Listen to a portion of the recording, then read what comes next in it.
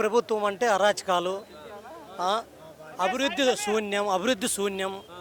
ఎక్కడ చూసినా అందరిని ఊరికే ఏదో ప్రతి ఒక్కరి మీద కేసులు పెట్టడము. ఏం బా కూటమి ప్రభుత్వం అంటే అరాచకాలే, అభివృద్ధి ఎంత ఏం లేదు. మా గత జగన్ ప్రభుత్వంలో 5 ఏళ్ళ పరిపాలనలో 2 ఏళ్ళు కరోనాతో ప్రపంచమంతా అతులకుతులమైంది. అయినా కూడా తట్టుకొని ఈ 3 ఏళ్ళ పరిపాలనలోనే ఆయన బ్రహ్మాండంగా అభివృద్ధి చేసినాడు. ఏందప్పంటే పిల్లలకి చదువులు కానీ, గ్రామ సచివాలయాలు అప్పుడైతే మండలంలో చుట్టుపక్కల ఊర్లన్నీ ఒక మండలానికి రావాల్సిందే, ఏదన్నా కావాలంటే పనే. ఈ పొద్దు 2000 జనాభా ఆడుంటే ఆడ ప్రతి ఒక్క సచివాలయాలు కట్టినాడు.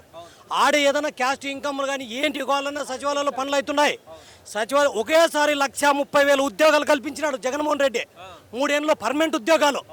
5 పిల్లల్ని వాలంటీర్లను పెట్టి 5,000 వాళ్ళకు గౌరవ వేతనం ఇచ్చి ముస్లిం ముత్తుకోళ్ళకి తిరగలేకోకుంటే వాళ్ళకి ఇండ్ల కాటికే సప్లై చేసేటట్లు చేశాడు.